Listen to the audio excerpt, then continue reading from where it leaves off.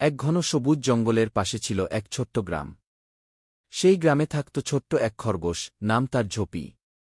ঝোপি ছিল খুব চালাক ও বুদ্ধিমান, তবে সে ছোট ছিল বলে অনেক বড় প্রাণী তাকে ভয় দেখাত। বিশেষ করে এক অহংকারী নেকড়ে যার নাম ছিল গর্জন।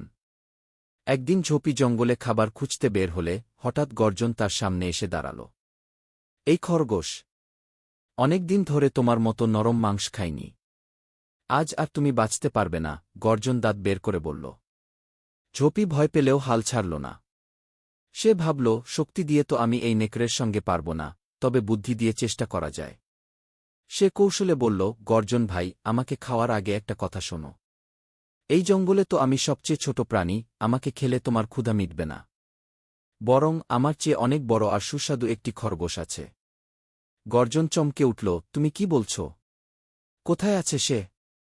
ঝোপি মুচকি হেসে বলল, সে থাকে এই পাহাড়ের ওপাশে এক গভীর কুয়োর ভেতর।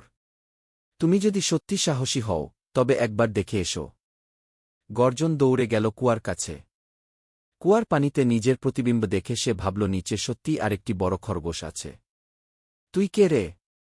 আমার খাবার কেড়ে নিতে এসেছিস? গর্জন রাগে গর্জে উঠল। সে বুঝতে পারল না যে ওটা তার নিজেরই প্রতিচ্ছবি। রেগে গিয়ে সে কুয়ার পানিতে ঝাঁপ দিল এবং গভীর জলে ডুবে গেল।